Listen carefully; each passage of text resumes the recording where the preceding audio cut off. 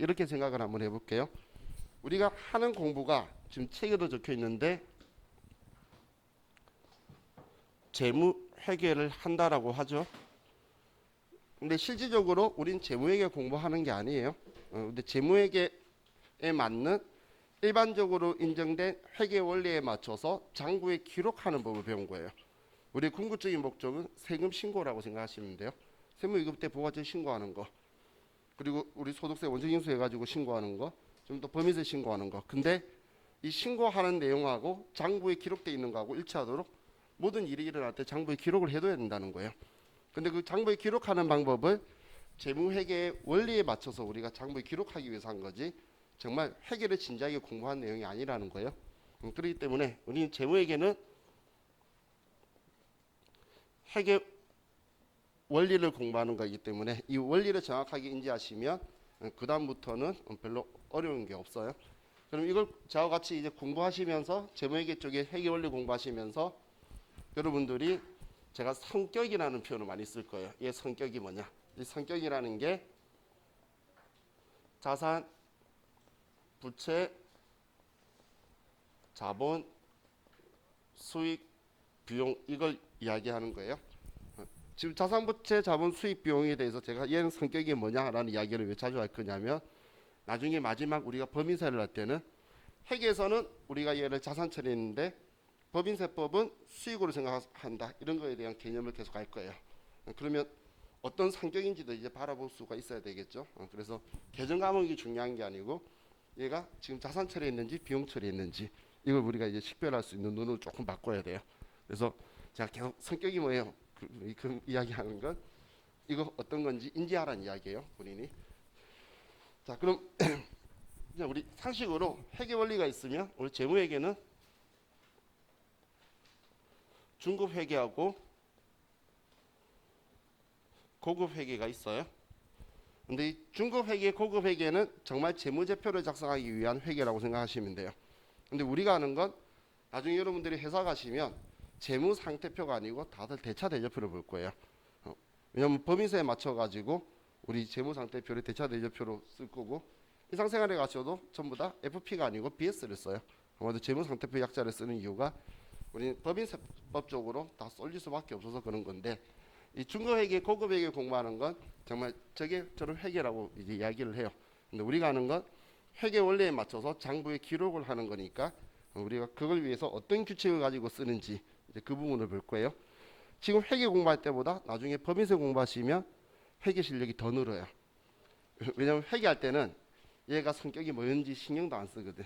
근데 법인세 하면서 아 얘는 자본으로 처리했었구나. 내가 그 뒤늦게 생각해서 법인세 공부하면 회계 걷는다는 이야기를 많이 해요. 그게 이제 바라보는 시선이 나중 되면 달라질 건데 그 전에 제가 물밑 작업으로 계속 이야기할 거예요. 다 까먹으실 거란 거 알지만 계속 이야기했다가 나중 되면 전부 다 끌고 올 거예요. 그래서 제가 자주 표현을 할 거예요.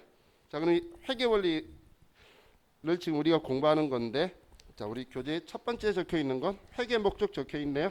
회계 목적은 우리 회사하고 이해관계자한테 유용한 정보를 주려고 하는 게 회계죠. 그죠? 회계 종류는 뭐 관리회계 그리고 지금 우리가 공부할 재무회계 그리고 세무회계 이렇게 나눠져 있는 거고 지금 우리는 재무회계를 하는데 마지막에 궁극적으로 세무회계를 위해서 지금 공부를 하러 좀 절만났다고 생각하시면 돼요. 자, 그럼 회계의 기본 과정 전제 조건이라고 있는데 회계 기본 과정이라는 건 개념 책에 있는 거예요. 지금 저와 같이 공부하는 건 일반 기업 회계 기준으로 적혀 있는 거지 한국채택 국제회계 기준이 아니에요. 그럼 일반 기업 회계 기준에서 우리 개념 체계의 첫 번째가 기업 실체의 과정이라고 적혀 있죠. 이 기업 실체의 과정이라는 것 표현이 그냥 간단하게 말하면 법인은 홀로 독립적인 존재라는 거예요.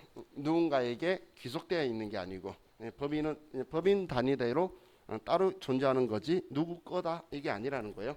정말 누구 거다라고 이야기하고 싶으면 그건 주주 거다라고 이야기하지. 그죠? 자, 그리고 계속 기업의 과정이라고 적혀 있는 것 있죠. 계속 기업의 과정은 앞으로도 계속 사업을 영위할 거라는 전제하에서 지금 저와 같이 공부하는 대로 맞춰서 작성을 할 거예요. 올해까지만 사업하고 그만둘 거다. 그런 기업을 청산 기업이라 그래요.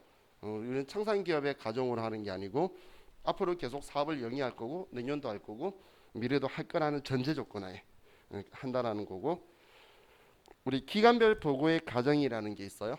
기간별 보고의 과정이라는 건 최소 1회계 기간 안에 한 번 이상은 외부 이용자에게 보고서를 작성해서 보여주라는 거예요. 근데 한 번 이상 해도 되는데 이걸 작성하는 데에 우리 비조세 비용이라는 게 많이 들어요. 그러니까 세금이 아닌 건데 작성하기 위해서 들어가는 비용이 많이 들다 보니까 일반적으로 한 번 정도 작성하려고 그래요. 그래서 한 번 작성할 거면 우리가 회계 기간 말에 하는 게 제일 용이하겠죠. 그래서 마지막 날을 우리는 보고 기간 종료일이라고도 표현을 하고, 혹은 재무상태표를 그 날짜로 쓴다 해서 재무상태표일이라고 이 표현을 하게 된 거예요. 그래서 기간별 보고의 과정이라는 게 있기 때문에 이걸 우리가 작성한다 이렇게 생각하시면 돼요. 다음 우리 발생 기준이라고 적혀 있죠. 자, 발생주의라는 건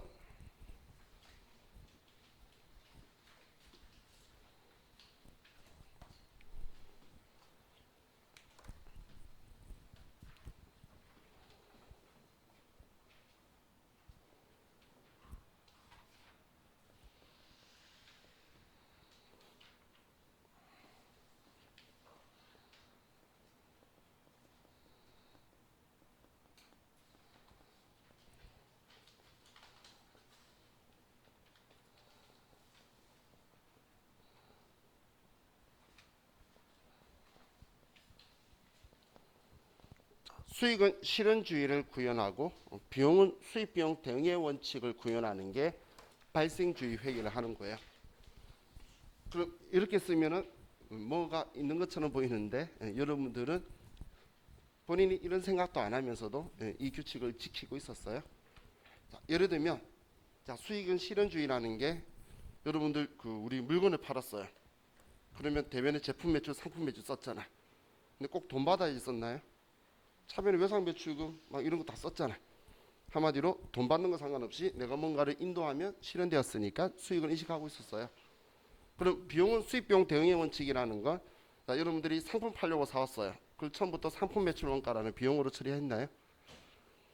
처음에 사왔을 때는 자산으로, 재고 자산으로 상품이라 적어뒀다가 팔렸을 때 기말에 한 방에 팔린 만큼을 상품 매출 원가 비용으로 처리하고 있었죠.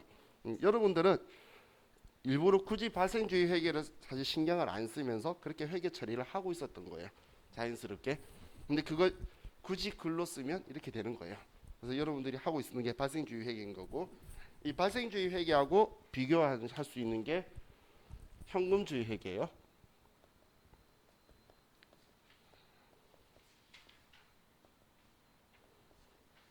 자, 이 현금주의 회계는 우리나라에서는 일반적으로 쓰지는 않아요. 그래서 재무제표에서 그래도 현금주의가 유용한 정보를 줄 수 있어서 현금 흐름표라는 걸 만들어서 외부 이용자한테 제공을 해줘요. 그래서 우리는 일반적으로는 다 발생주의 회계를 쓰고 있다. 그럼 얘는 지금 적혀 있는 것자는 수익 비용만 제가 적었지만 수익 비용으로 처리하지 않으면 이거는 자산이나 부채로 처리해 두는 거예요. 그랬다가 나중에 일어났을 때 수익 비용으로 만들기 때문에 우리는 발생주의 회계를 항상 구현하고 있었구나 이렇게 생각하시면 돼요. 자, 다음 페이지 넘겨서 이제 회계 질적 특성이라는 게 있는데,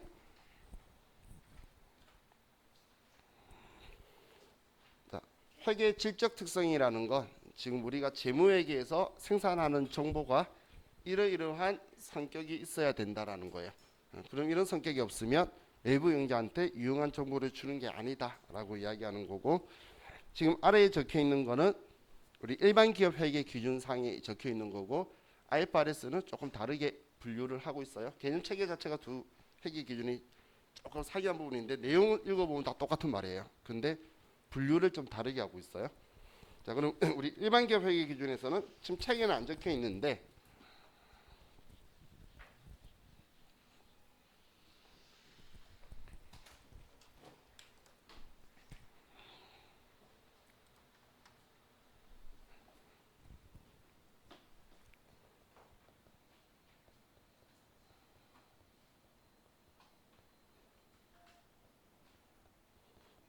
회계 질적 특성의 첫 번째가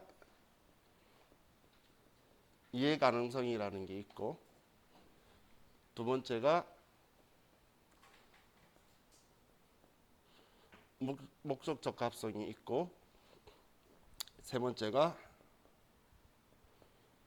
신뢰성, 그리고 비교 가능성, 그리고 우리 책에는 오른쪽에 따로 적혀 있는데 중요성이라는 게 있어요. 자, 이게 우리 일반 기업 회계 기준에서 우리 회계의 질적 특성이라고 이야기하는 건데, 이러이러한 성격들을 최대한 가지고 있어야 되지, 여기에서 하나라도 누락된다 그러면 외부 영지한테 유용한 정보를 제공하기에 적절하지 않다는 거예요. 그래서 다른 표현을 하면 망가진 재무제표라고 표현을 해요. 자, 그럼 이해 가능성이라는 건 무슨 이야기냐면, 외부 용자가 지금 재무회계가 외부 용자한테 유용한 정보를 주려고 한 건데, 외부 용자가 이걸 봤는데 무슨 내용인지 이해를 못해요. 인지를 못하면 이건 쓸모없는 정보라는 거예요. 어린 애가 이해할 수 있어야 된다는 이야기는 아니지만, 근데 이걸 우리 회사에 투자하려는 사람이 아니면 은행에서 돈 빌려 주려고 하는데, 도대체 이 회사가 그래서 얼마가 있다는 거고 얼마 번다는 건지 도저히 이해할 수 없으면, 그러면 쓸모없는 정보라는 그런 의미인 거고, 목적 적합성하고 신뢰성은 이 둘이는 주요 질적 특성이에요.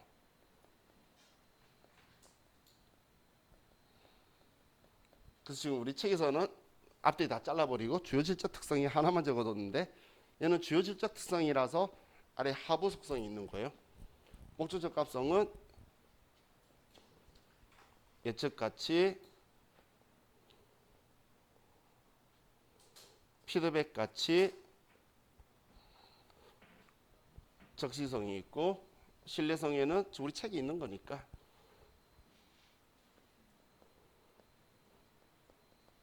검증 가능성,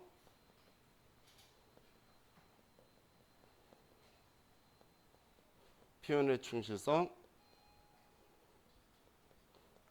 중립성 여기 있고, 자, 주요 질적 특성은 잠시 후에 보고 우리 비교 가능성을 좀 볼게요. 자, 비교 가능성이라는 건 그 기업 간의 비교가 있고 기간별의 비교라는 게 있어요. 이 두 개를 다 충족시키기 위한 거예요. 자, 제가 자주 쓰는 표현인데, 올해 우리 회사가 10억을 벌었어요. 돈 많이 버는 건가요? 작게 번 건가요? 그건 알 수 없죠. 근데 전년도에 100억을 벌었었는데 올해 10억 벌었으면 올해는 못한 거고, 전년도에 1억 벌었는데 올해 10억 벌었으면 잘한 거죠. 한마디로 외부 영자한테 올해 것만 보여줘 가지고는 비교 가능성이 낮기 때문에 최소한 2개 이상의 재무제표를 같이 보여주라는 거예요. 혹은 회계 기준이 바뀌었죠. 일반 기업 회계 기준을 쓰다가 상장하게 되면 IFRS로 바꿔야 돼요. 그러면 이 2개의 회계 기준의 표현 방법이 좀 틀리기 때문에, 그러면 최소 3개 이상을 보여주게 돼요. 그래야지 2개는 같은 규칙에 의한 우리 재무제표가 만들어지겠죠. 이런 식의 비교 가능성을 높여야 된다는 것도 있고, 지금 여러분 중에 주식하시는 분이 있으실 건데, 주식하려면 A라는 회사, B라는 회사, C라는 회사를 내가 비교할 때 같은 기준에 얘네들이 작성이 되어 있어야 한다는 거예요. 그렇기 때문에 그래야지 같은 기준점에서 이 회사가 지금 경영 실적이 좋다, 좋을 거다라고 여러분들이 예측도 할 수 있겠죠. 그래서 우리나라도 상장사는 무조건 IFRS를 쓰도록 이제 규칙으로 정해놓고 있는 거예요. 비상장사만 일반 기업 회계 기준이나 IFRS를 선택할 수 있게 되어 있고, 그래야지 비교 가능성이 높아지게 되겠죠. 두 회사를 비교 못하고 이 회사를 투자하려면 이 회사에 대한 재무제표를 따로 공부해야 되는 건, 그건 말이 안 된다는 거예요. 그래서 비교 가능성이 기업 간의 비교 가능성이 있고, 그리고 기간별로의 비교 가능성이 있어요. 그래서 나중에 우리 재무상태표나 손익계산서나 뭐 이런 거 열면 전기 거가 항상 오른쪽에 적혀 있는 이유가 이게 비교 재무제표의 원칙이라는 게 또 있어요. 그것 때문에 하는 거고, 자, 중요성이라는 건 우리 교재 25페이지 오른쪽에 적혀 있는데, 우리 회계 담당자의 단순한 판단으로 얘를 정리하는 게 아니고, 누가 중요하다 중요하다 않다 경중 따지지 말고 전부 다 표현해 주라는 이야기예요. 그냥 우리 회사가 가지 중립성, 표현의 충실성하고 연결이 되는 건데, 이 중요성이라는 건 우리 책에 적혀 있는 것처럼 우리 외부 이용자가 사람마다 다를 거잖아요. 필요로 하고 보는 위치가 다르겠죠. 그러면 그 누구 한 명한테라도 이 정보가 유용하다고 생각이 되면 전부 다 표현을 해줘라. 경중 따지지 말고 그런 의미다라고 보시면 돼요. 별 이야기 아니죠. 그리고 제일 중요한 게 25페이지 제일 위에 보면 비용과 효익 대비라고 적혀 있는 거 있죠. 자, 이걸 우리 제약 요인이라고 하면서 이야기를 하는데, 이 제약 요인이라는 게 뭐냐면 비용과 효익 대비가 우리가 재무제표를 예를 들어서 바꿔야 돼요. 근데 그 바꾸는 데는 당연히 비용이 들어가겠죠. 근데 그걸 바꿨을 때에 효익보다 비용이 더 많이 들어간다면 하지 말라 그 이야기예요. 흔히 배보다 배꼽이 더 큰데 왜 그 이야기예요. 여러분들이 나중에 회사 가시면 옛날에 쓰던 기업회계 기준을 쓰는 회사들이 있어요. 그런 회사들은 기업회계 기준 쓰고 있으면 조금 많이 편한 게 사장님이 자기 돈으로 해요, 사업을. 그럼 은행에서 대출 받을 일도 없는 거야. 근데 그런 분이 우리 일반 기업 회계 기준을 다시 제정했다고 해서 그걸로 바꾸는데 비용만 들어가지 효익이 전혀 없겠죠. 그런 사장님들은 참 만들 때 그냥 했던 그걸로 계속 하는 거예요.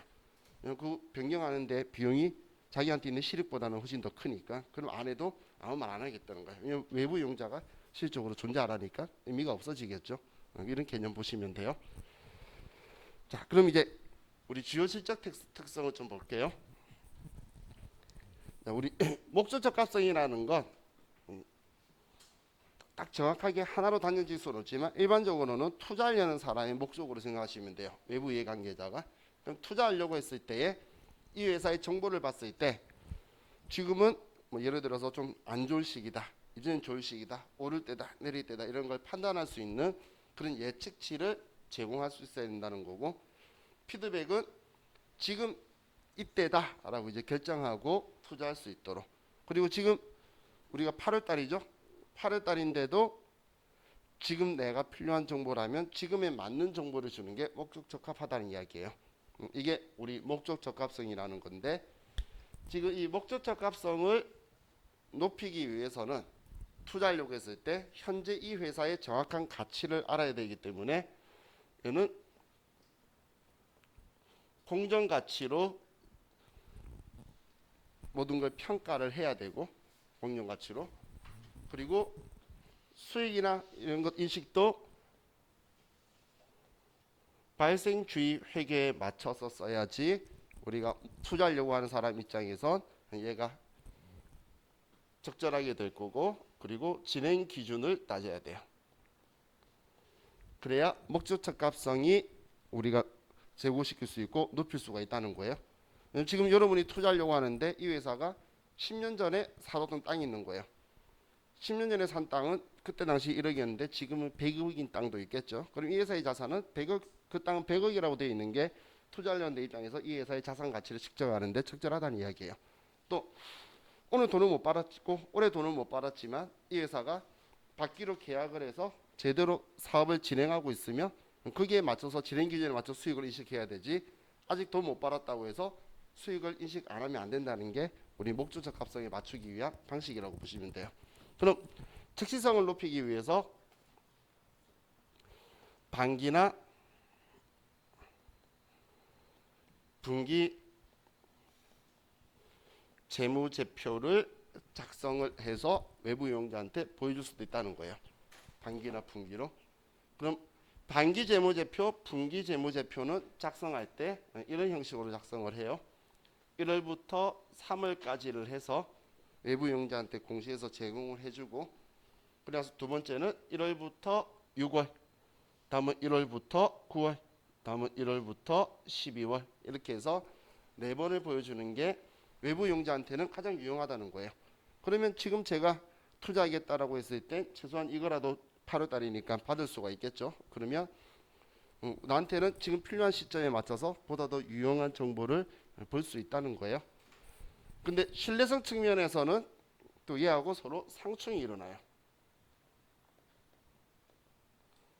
얘 둘이가 상충이 일어나는 이유가 목적 적합성을 높이려고 공정 가치로 했지만 앞에 제가 말했던 1억짜리 땅이 지금 현재 100억이라 하더라도 실제 100억이 일어날지 안 일어날지는 알 수 없는 거예요. 실제로 우리가 인정하고 믿을 수 있는 거는 옛날에 얼마 주고 사왔는지 그거예요. 그래서 신뢰성을 높이기 위해서는 역사적 원가를 사용하는 게 신뢰성 높이는데 당연히 유용한 정보를 줄 수 있다는 거예요. 자, 그리고 발생주의가 아니라 현금주의로. 우리 회사가 공사하고 있는데 돈 못 받으면 꽝인 거잖아요. 얘는 지금 돈 받았다 안 받았던 제대로 진행하고 있으면 그 진행 기준에 맞춰서 수익을 인식하라는 건데, 근데 잘하고 있지만 돈 못 받으면 꽝이니까 난 믿으려면 돈 받았을 때 이야기해라, 그 이야기예요. 이게 틀린 말, 양쪽 다 틀린 말이 아니에요. 그러면 얘는 완성 기준을 적용하라는 거고, 재무제표도 기간이나 시즌에 따라서 이익이 왔다 갔다 할 수가 있겠죠. 그렇기 때문에 연차 혹은 결산 재무제표를 작성을 하라는 게 우리 신뢰성을 높이는데 보다 더 유용한 정보를 줄 수 있다라는 거예요. 그래서 자, 지금 이 두 개의 상충관계가 일어나는 거는 우리 세무사의 시험에서 오히려 좀 더 많이 물어봐요. 세무사의 시험에서 얘 둘이가 지금 제가 이야기한 게 말할 때 보면 얘 이야기할 때 얘 말이 다 맞는 것 같고, 얘 이야기할 때는 얘 말이 다 맞아요. 둘 다 틀린 말이 아니에요. 근데 둘 중 하나만 선택을 한다면 최대한 두 개를 극대화시켜서 높여주기 위해서 하는 거예요. 그래서 예를 들면 자, 여러분들 유형자산을 외부 이용자한테 내 재무상태표에서 보여줄 때 취득원가를 두고 그리고 우리 감가상각 누계액이라는 차감 계정을 달고 보여주고 있죠. 그렇게 보여주는 이유가 외부 이용자한테 이 두 가지를 최대한 충족시켜 주기 위해서 우리가 그 방법을 쓰고 있다는 거예요. 예를 들어서 장부가액이 1억짜리 기계장치가 있으면 걔가 좋은 기계장치일까요? 그건 알 수가 없겠죠. 근데 외부 이용자한테 보여줄 때 얘는 100억짜리 기계장치인데 지금까지 99억이다라서 1억짜리다라고 보여주면 외부 이용자는 지금 현재 가치도 알 수 있고 이 과거의 역사적 원가도 알 수 있으니까, 그럼 투자하려는 사람 입장에선 기계장치는 우리 회사의 중요한 설비니까 노후화된 기계장치가 있네. 그럼 또 100억 정도나 100억 이상의 돈이 재투자되어야 되겠네. 이렇게 외부 이용자가 그걸 더 유용한 정보로 쓸 수 있다는 거예요. 그럼 이 두 개를 최대한 높여주기 위해서 우리는 불편하지만 그렇게 보여주기 위해 분개를 그렇게 했던 거예요. 자, 이게 우리 회계 질적 특성을 충족하기 위해서 우리는 그냥 어쩔 수 없이 그런 행동으로 분개했다, 이렇게 생각하시면 돼요. 자, 다음 이제 25페이지 아래에 재무제표 요소의 측정 기준이라고 적혀 있죠. 자, 우리 측정 기준이라는 표현 보기 전에 아래 있는 표현은 좀 지엽적이니까 이 기준만 가지고 갈게요. 자, 우리 시가하고 공정가액 개념만 정확하게 잡으세요.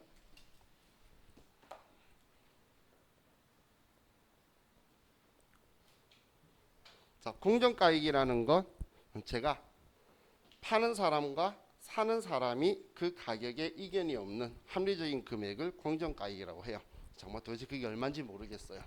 근데 제가 이 보드마카를 파는 사람인데 여러분한테 500원에 판다면, 근데 500원에 팔았을 때 저도 그냥 먹고 살 수가 있고 여러분도 필요하면 500원 주고 사 쓰겠다면 그게 공정가액이 되는 거예요.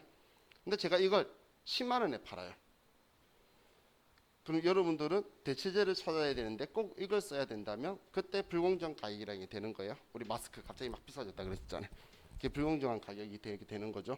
근데 이 공정 가격은 그럼 누구나 인정하는 할 수 있는, 서로 구매자와 판매자가 서로 이견이 없는 그 가격을 공정 가격이라고 하는데, 여기에 시장이 형성이 되어 있으면 이걸 시가라고 이야기하는 거예요. 시장이 형성되어 있으면.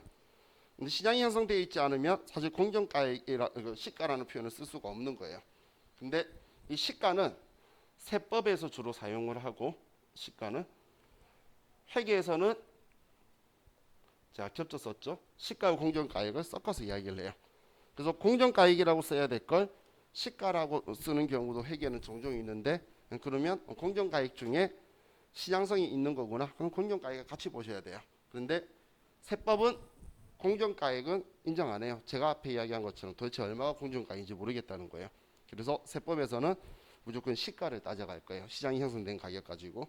그래서 이 둘이 표현법을 봤을 때 세법으로 가면 무조건 시가를 이야기할 거고, 회계에서는 공정가액 시가 왔다 갔다 하더라도 같은 말이구나 이렇게 생각하시면 돼요.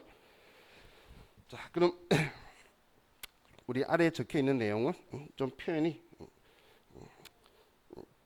지금은 별로 안 좋아요. 나중에 제가 여러분이 알 수 있도록 상각 후 가액 이런 게 뭔 말인지 알도록 제가 여러분한테 설명을 드릴게요. 자, 그럼 다음 페이지로 넘겨서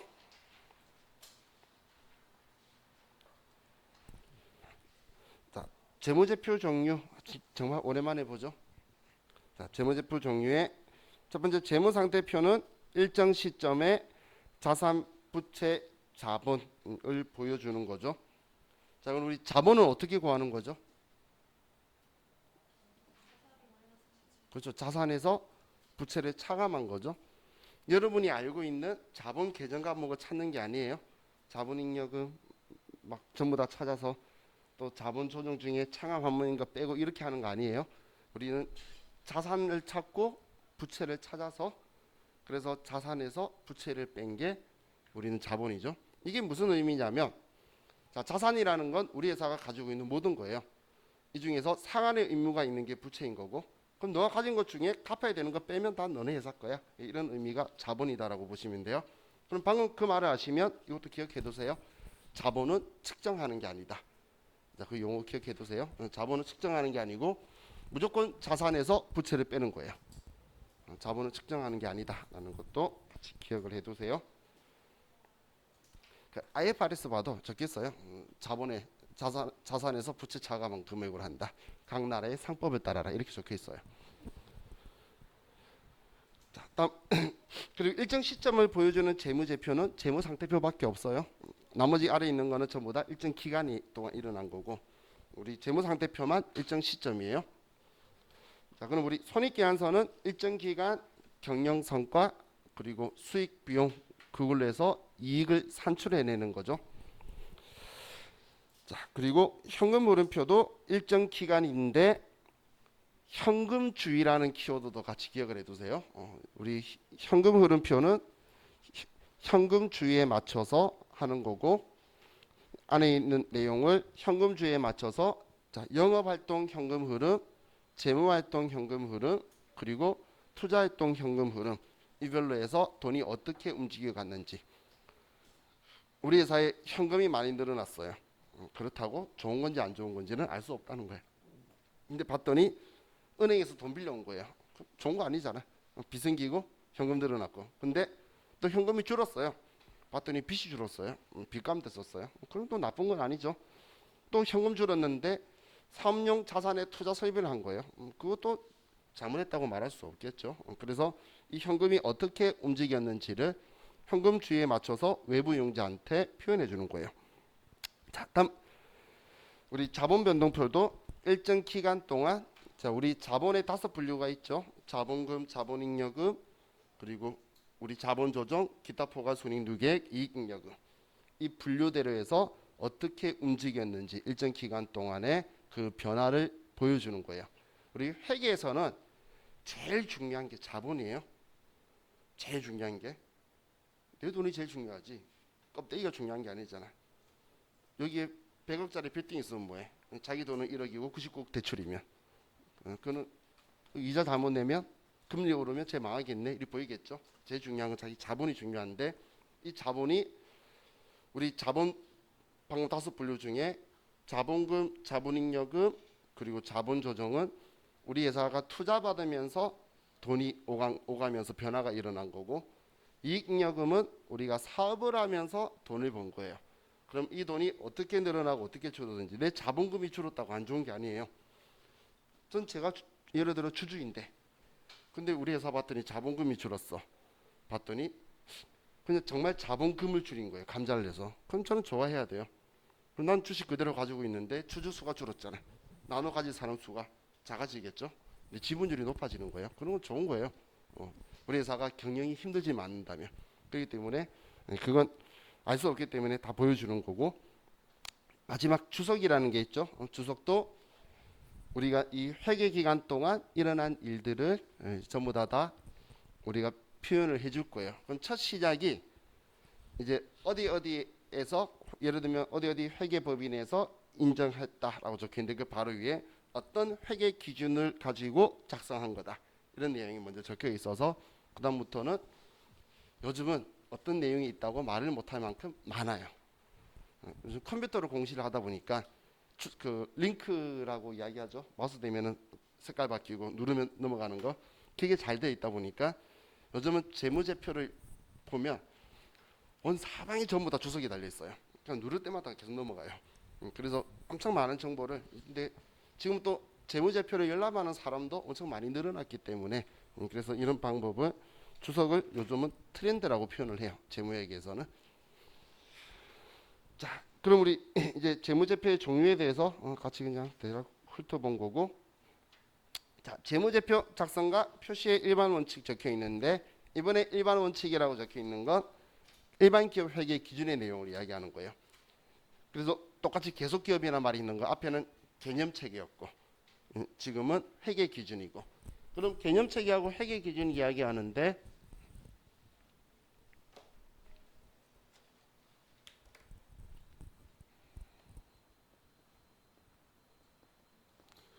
개념 체계하고 회계 기준이 서로 상충된다면 어느 쪽을 먼저 따라야 될 것이냐라는 부분을 좀 봐야 돼요. 개념 체계는 회계 기준을 만드는 근간이 되는 거예요. 법으로 치면은 관습을 이야기하는 건데, 근데 관습대로 법을 만드는 건 아니라는 거야. 근데 관습 때문에 법을 개정을 하긴 하죠. 그런 것처럼 이 둘이가 서로 상충한다면 회계 기준을 먼저 우선으로 적용해야 돼요. 회계 기준을 먼저 우선 적용을 하고, 근데 얘가 적절하지 않으면 나중에 개정을 하는 거예요. 그래서 개념 체계하고 회계 기준이 서로 상충한다면 회계 기준을 따라야 된다라고 나오는 게 정확한 지문으로 시험에 나와요. 그럼 지금 우리가 보는 거는 회계 기준인 거고, 이 앞에 몇 줄 적혀 있던 건 개념 체계 내용이었다 이렇게 생각하시면 돼요.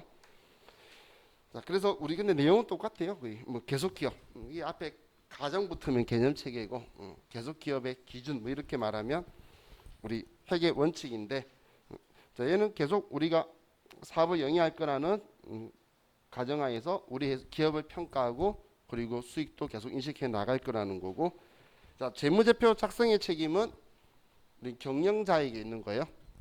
우리 대표이사를 상법에서 뭐라고 표현하냐면 주식회사의 대표이사를 무한 책임 사원이라고 말해요.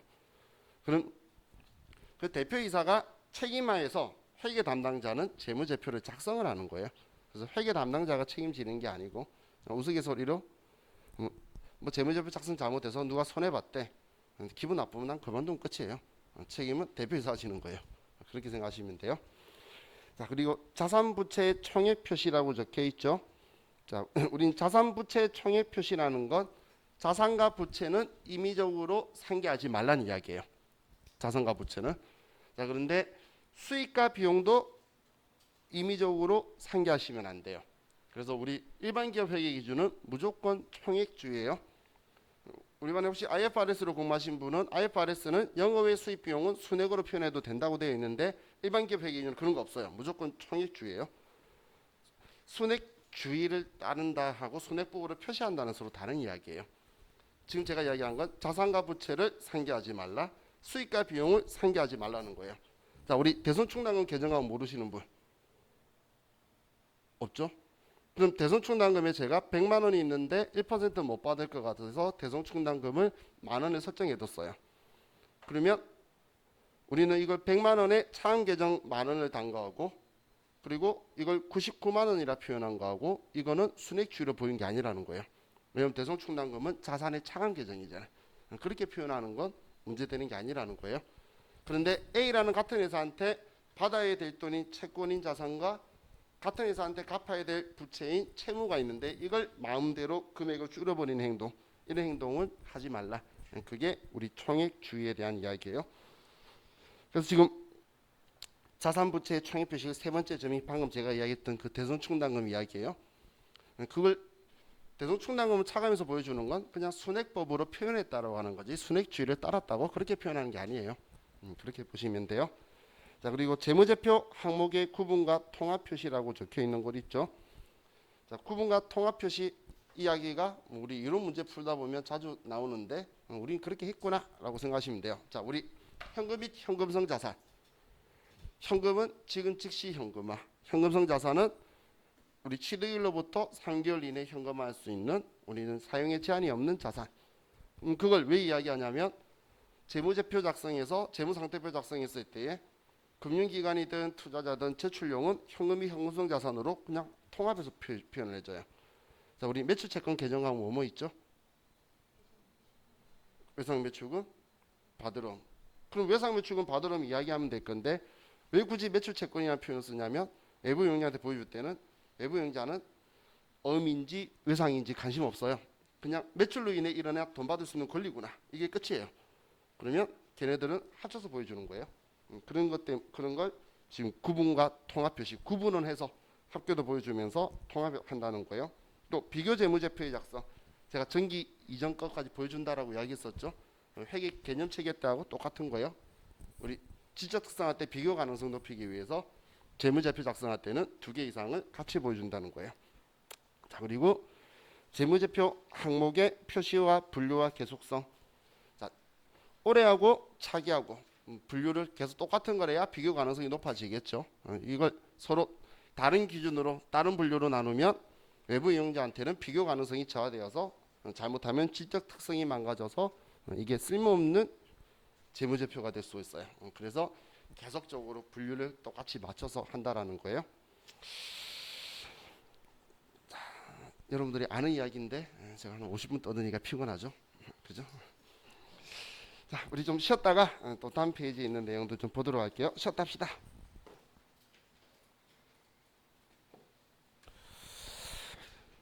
자, 이번에 우리 재무제표 중에 재무상태표, 손익계산서, 현금흐름표, 자본변동표에 대해서 좀 더 자세히 적어둔 거예요.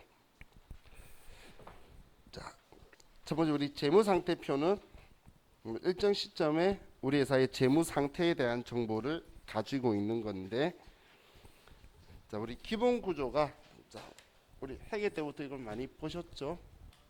그러니까 재무상태표면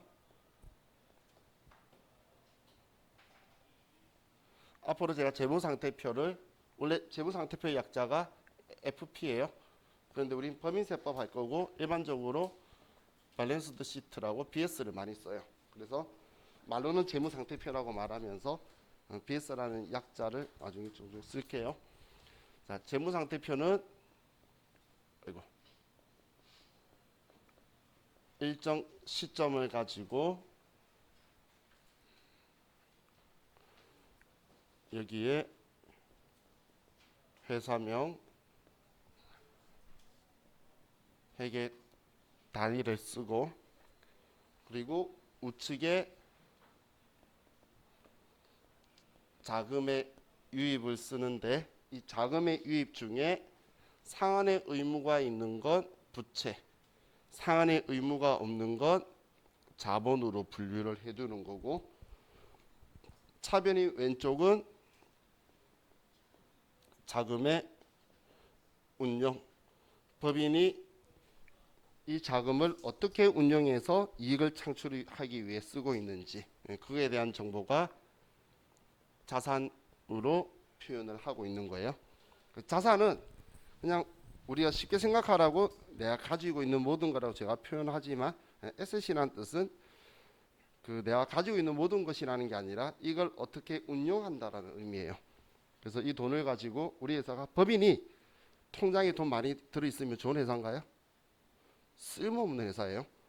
법인은 계속 사업을 해서 이익을 계속 창출해내서 법인의 주인인 주주들에게 계속 배당해 줘야 되는 거예요. 법인이 왜 돈 가지고 가만히 있어? 우리나라 기업들이 외국에서 저평가되는 이유 중에 한 개가 배당을 작게 해서 그런 거예요. 왜냐하면 법인의 대표이사나 주주나 다 같은 놈이다 보니까 자기들이 배당 받으면 세금을 많이 내요. 그래서 배당률이 낮아요, 세계에서. 그러니까 투자하는 사람 입장에서는 별로 가치가 없게 느껴지겠죠. 그것 때문에 이제 외국 주식도 하시는 분들 보면 우리나라 기업이 순이익은 높은데 기업의 가치 평가는 낮아요. 그러니까 주주들 입장은 최대한 돈 많이 벌어서 주인들에게 많이 돌려줘라. 그게 목적이다라고 보시면 돼요. 자, 그럼 여기에서 먼저 외부 이용자한테 보여줄 때 자산하고 부채는 먼저 유동, 비유동으로 먼저 구분을 하죠.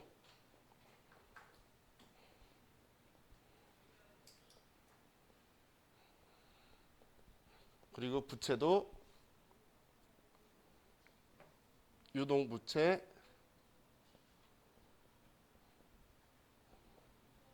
비유동 부채 이렇게 먼저 유동, 비유동으로 구분을 하는데 이 유동, 비유동이라는 이 구분의 기준이 보고기간 종료로부터 1년 그리고 정상 영업 주기 기준으로 이내에 일어나면 유동, 그 이후에 일어나면 비유동 이렇게 구분을 한다고 보시면 돼요.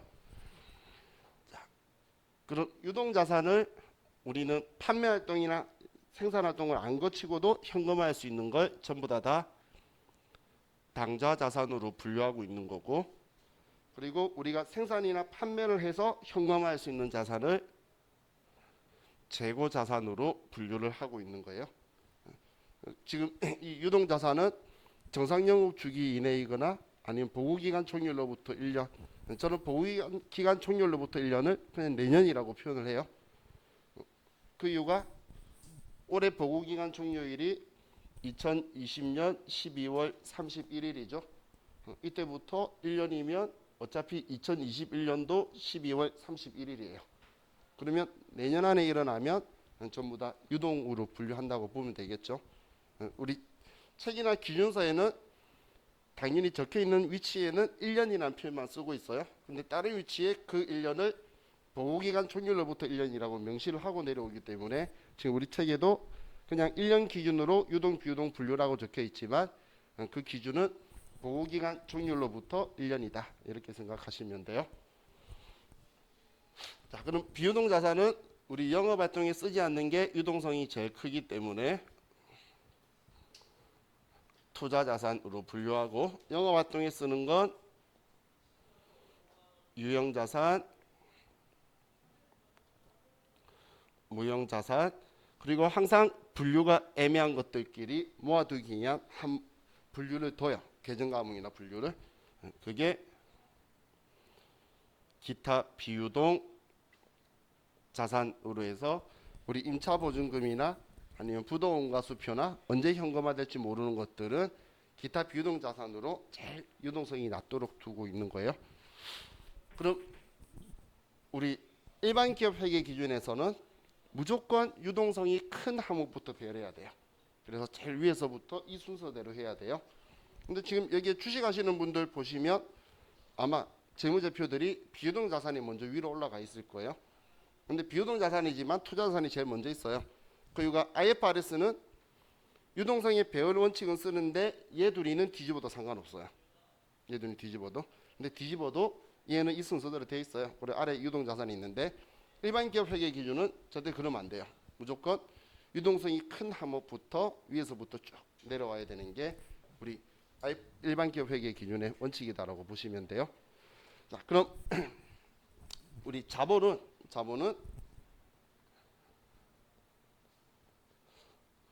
투자받은 내 돈하고 그리고 내가 사업해서 내 돈이 된 거하고 크게 두 분류로 먼저 나누고, 그리고 나서 순수한 나의 미천, 자본금, 자본 간의 거래에서 이익 본 거, 자본잉여금, 일시적으로 차익이 나온 것들, 자본 조정. 손익자본에서는 아직 현금화되지 않은 미실현 보유 손익이 기타 포괄, 손익누계, 그리고 이익잉여금. 이렇게 재무상태표는 분류를 나눠서 외부 이용자한테 정보를 제공을 하는 거죠.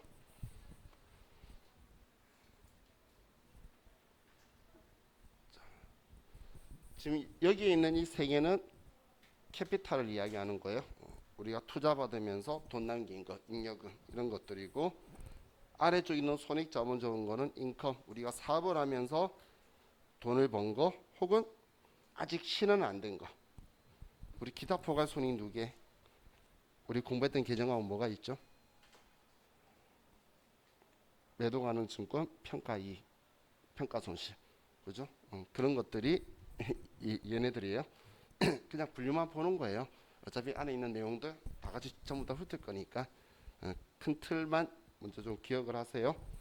어차피 설명을 여기서부터 쭉 설명드릴 거예요. 안에 있는 계정 과목 가지고 다시 한번 갈 테니까. 지금 공부하신 지 오래되신 분도 있어요. 그죠? 세무이과까지 공부하신 지 오래되신 분도 있기 때문에 기억하실 수 있게 전부 다를 쭉 제가 훑어드릴 거니까, 우리 뒤에 보면 다 적혀 있어요. 계정 과목은 설명이 짧아서 그렇지, 그죠? 자, 그럼 이제 다음 페이지를 넘기면 손익계산서가 있죠.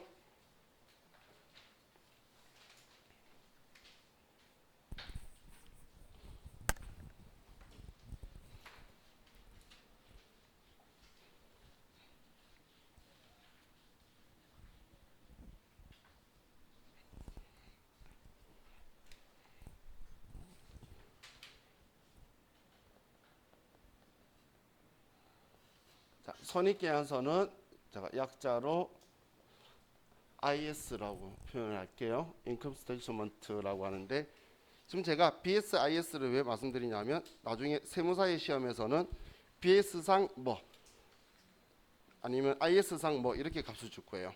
그러면 BS상 감가상각이라고 말하면, BS는 재무상태표죠.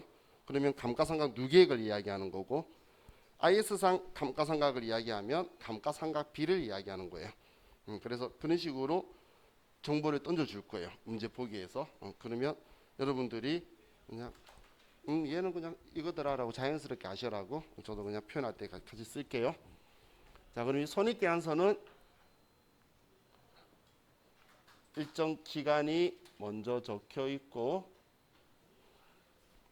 자, 그리고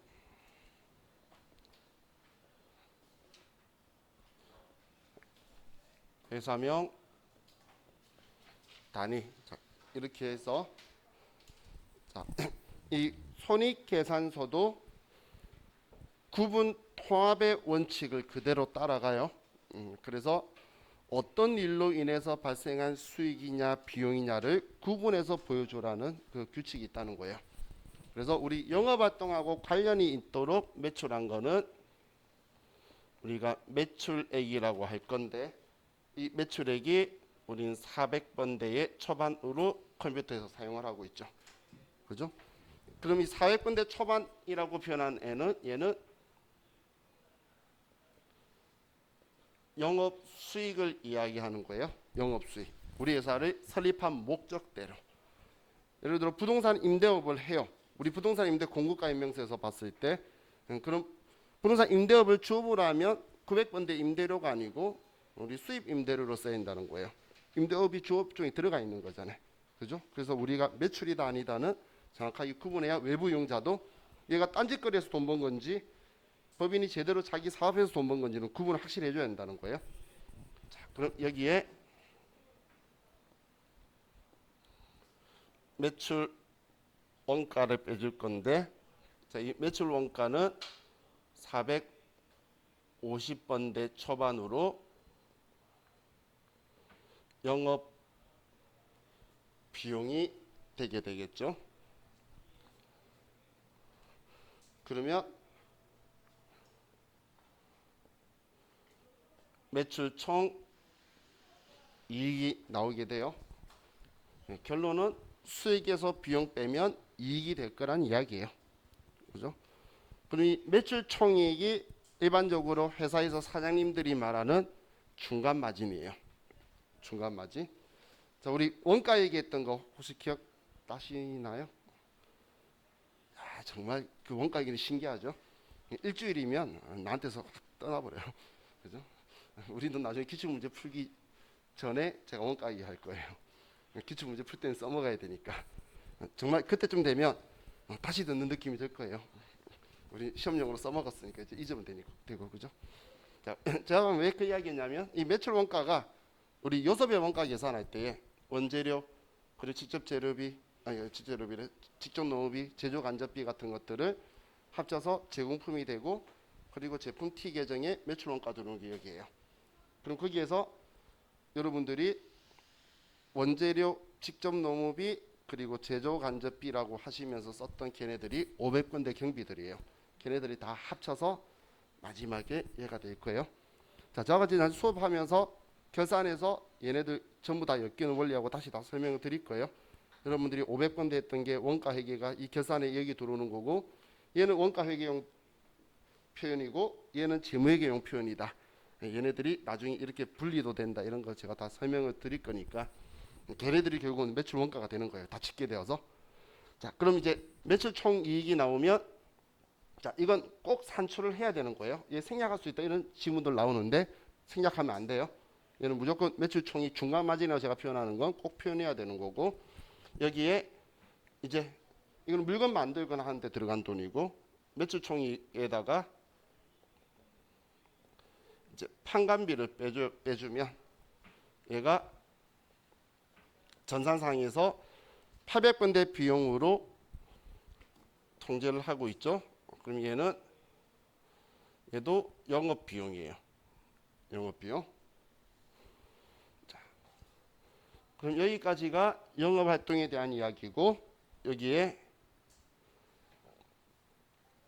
영업 이익이 이제 나오게 돼요. 여러분들이 사장님이라고 생각해 볼게요. 매출액이 예를 들어서 10억이 나왔어요. 10억이. 그리고 매출 원가가 2억이었어요. 그럼 매출 총이익이 8억이 나오겠죠. 그런데 판관비가 7억이에요. 이 사업 할까 말까. 그죠? 이것 때문에 이걸 아주 중요시 여긴다는 거예요. 사장님이 흔히 말하는 중간 마진. 얘 팔고 해서 물건 값으로 얼마 정확하게 남겼니? 근데 지금 엉뚱한 데서 돈 많이 나가네? 남 좋은 일 시켰네? 접을래? 이런 이야기를 하는 거예요. 그게 우리한테 중요한 정보란 이야기예요. 이 매출 총이익이. 나중에 여러분 회사 사장님이 그런 이야기 할 거예요.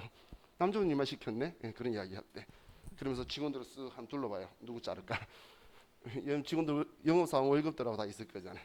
그죠? 그러면서 참 이런 행동을 하겠죠. 나가시면서 불 끄고 가겠지. 제일 많이 하시는 게. 자, 다음 김상곤 씨. 참고로 제가 앞으로 김상곤 씨 이야기를 많이 하는데 우리 학원 사장님이에요. 우리 그린에 11개 지점에 사장님은 한 명이에요. 김상곤 씨라고. 나머지는 원장은 부장이에요. 그러니까 우리 반은 아마 볼 확률이 높아요. 이제 있으면 머리 큰 아저씨가 저기 한 명이 딱 쳐다보면 저 아저씨가 김상곤 씨구나. 그렇게 생각하시면 돼요. 너무 반기는 눈빛을 지으면 인사하러 들어오고 싶어요. 그래서 좀 무시해야 돼요. 그 사람은. 자, 부담스러워요. 들어오면. 자, 그럼 이제 영업이익에다가 근데 우리 회사가 법인이 우리 회사 영업활동하고 상관없이 돈이 들어오는 것들이 있어요. 그래서 이제 영업 외 수익을 하고 영업 외 수익은 900번대의 초반을 쓰고 있고 초반을 여기에 영업 외 비용을 빼면 얘는 세무사의 프로그램은 950번대 초반이에요. 회계사의 프로그램은 930번대 초반이고 그 번호대를 쓰면 이제 법인세를 빼기 전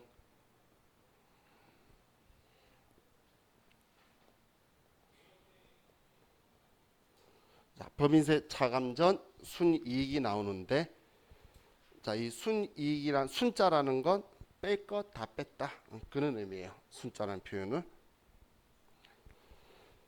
자, 그럼 이제 여기에다가 법인세를 빼면 법인세는 어느 프로그램이든 998번을 쓸 거예요. 그럼 이 법인세에서 지금 우리가 알고 있는 건 회계죠. 회계상의 법인세는 얘는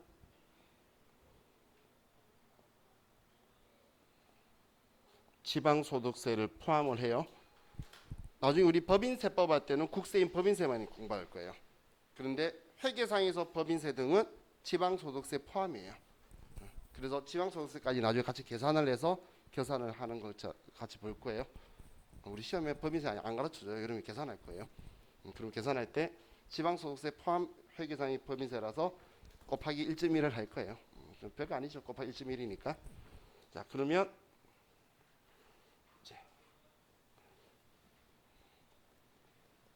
자, 당기순이익이다 이렇게 적는 게 우리 손익계산서죠. 그 외부 용자한테는 이렇게 보여줄 건데 우리는 장부에 기록을 해야 되니까 시산표의 원리에 의해서 우리가 쓰려고 그러면 우리는 시산표의 원리대로 손익계산서를 T계정으로 잡으면 이때는 재무상태표를 생각해 보시면 대변에 자산 쓰면 자산이 감소되거나 부채가 빚이 늘어나는 거죠. 그죠? 그러면 거래의 이중성에 맞춰서 차변에는 비용이 들어올 거라는 거예요. 왜냐면 내가 카드를 끌면 빚 늘어나는 거잖아요. 그리고 내가 돈 줘도 뭔가 내한테 돈이 나간 거죠. 그럼 그건 대변의 재무상태표에서 발생을 할 것들이기 때문에 그에 대한 이유로서 차변에 비용이 올 거고 반대로 대변에 수익을 쓰게 될 거예요. 그럼 얘 둘이의 차이를 봤을 때에 수익이 비용보다 더 크면 여기에 단기 순이익이 될 거고 수익보다 비용이 더 크면 단기 손실의 결과를 내게 될 거라는 거예요. 이렇게 쓰는 방식이 우리 시산표의 원리대로 장부에 기록을 할 거예요. 자, 우리 시산표 본 적 있으시죠? 합계잔액 시산표. 컴퓨터에서 많이 한 번씩 열어보셨죠? 근데 우리 시산표는 합계 시산표가 있고 잔액 시산표가 있는데 우리는 잔액 시산표가 필요해서 들어간 거예요. 근데 그 두 개를 합쳐버려서 그냥 거의 합계 잔액 시산표에 들어가는 거고. 근데 거기에 적혀 있는 원리가 차변에 글 적혀 있고 대변에 그 금액 적혀 있고 적혀 있죠. 합계는 양쪽 오관계 전부 다 있는 거고 잔액은 차변 계정은 차변에만 잔액이 있어요. 대변 계정은 대변에만 잔액이 있어요. 근데 반대쪽에 많이 쓰면 차변 계정은 마이너스라고 적혀 있는 방식이에요. 자기 위치가 정해져 있다는 거예요. 그럼 시산표의 원리에서도 수익하고 비용은 여기 위치로 해서 마지막에 차이 나는 걸로 이제 손익을 결정할 게 우리 손익계산서의 원리다라고 보시면 돼요. 자, 근데 이렇게 나오는 게 손익계산서인데 이 당기순이익을 자 이쪽으로 좀 더 볼게요. 당기순이익의 플러스 마이너스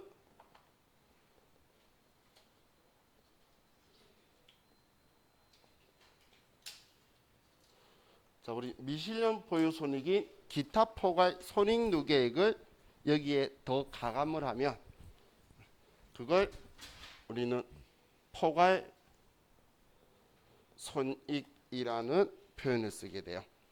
여기 당기순이익에다가 미실현 보유 손익을 다 더하면 이걸 기타 우리 포괄 손익이라고 하는데 이것까지 더해 주는 걸 포괄 손익 계산서라고 표현을 해요. 이것까지 더해 주면 그래서 포괄 손익 계산서하고 그냥 손익 계산서의 차이는 미실현 보유 손익이 가감이 되어 있느냐 가감이 되어 있지 않느냐 이거의 차이다라고 생각하시면 돼요.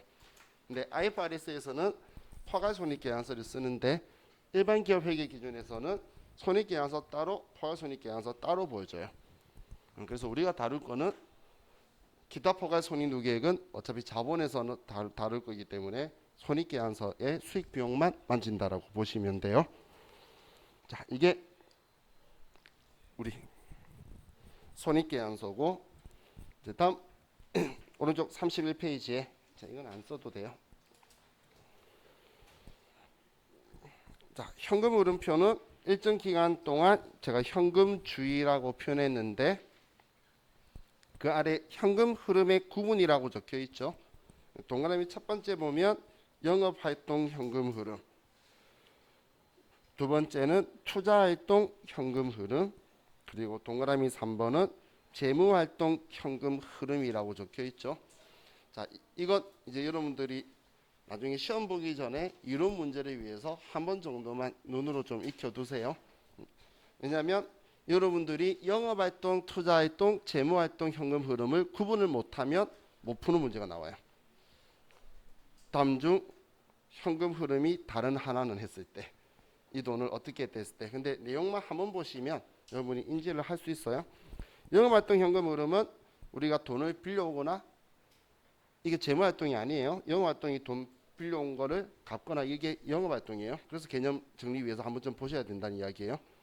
그리고 여기에 우리가 물건을 사고 팔기 위해서 돈을 현금을 주고 받는 거 있죠. 그런 걸 영업활동 현금 흐름이라고 하는 거고, 투자활동이라는 건 우리가 뭔가를 처분해 가지고 이 돈을 자금을 마련하는 형식인 거예요. 그래서 투자활동 현금 흐름은 우리가 두 번째 줄 보시면 우리가 처분 관련된 현금 흐름에 대한 정보를 제공한다는 말이 있죠. 그래서 우리 유무형 자산들 처분했을 때에 현금 받고 돈 팔고 물건 팔고 이런 물건들이 있는 거예요. 자, 그리고 재무활동은 이제 우리 외부 이용자한테 우리가 법인의 자본이 늘어난 거에 대한 현금의 변동을 주로 많이 보여줘요. 재무활동은. 그래서 마지막 두 줄 보시면 전부 다 우리는 배당에 대한 내용들이 주로 적혀 있죠. 그래서 이 내용들을 나중에 시험 보시기 전에 한 번 정도만 시간이 나시면 보시길 원해요. 근데 이것보다는 사실 회계 질적 특성을 보기를 원해요. 회계 질적 특성이 훨씬 더 잘 나오는 거고, 얘는 어쩌다 한 번씩 나오면 다들 얘 왜 나왔지? 얘 뭐였지? 다 이런 생각 많이 하세요. 자, 다음 아래 자본 변동표는 앞에 제가 재무상태표 썼을 때 5개 분류 있죠. 그 분류를 가지고 일정 기간 동안 얘네들을 그냥 변동한 것들을 보여주는 거다라고 보시면 돼요. 우리 자본 가서 저와 같이 많이 볼 거예요. 자, 그리고 다음 페이지 넘기시면 주석이라고 적혀 있죠.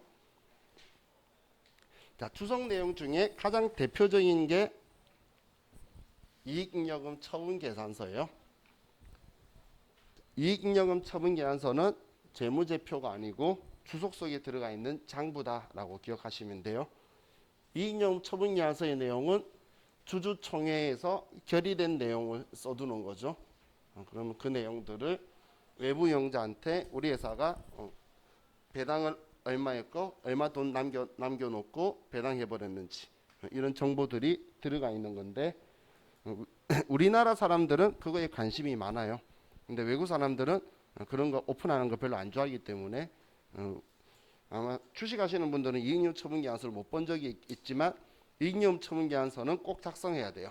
한국 기업들은 재무제표에 보여준다 안 보여준다의 차이인 거지, 법인세 신고할 때는 꼭 제출해야 되는 서식이기 때문에 이익잉여금 처분 계산서는 회사에서는 무조건 작성한다고 보시면 돼요. 나중에 회사 가는데 안 한 것 같죠? 세무사무실 전부 다 만들어줘요. 왜냐면 우리 갔을 때 사장님이 한 명인 회사 있잖아요. 자기가 차려서 법인인데 주주총회 할 필요가 없잖아. 해봐 자기 어머니하고 동생들이에요, 주주가. 그러면 그냥 이번에 배당 안 하고 끝낼게요, 아니면 얼마 정도 나 돈 가져갈게요 이야기하면 그냥 그들 작성해가지고 신고하는 거예요. 자, 지금까지 본 게 저와 같이 그냥 제 회계가 뭔지 이렇게 내용들을 쭉 둘러봤어요.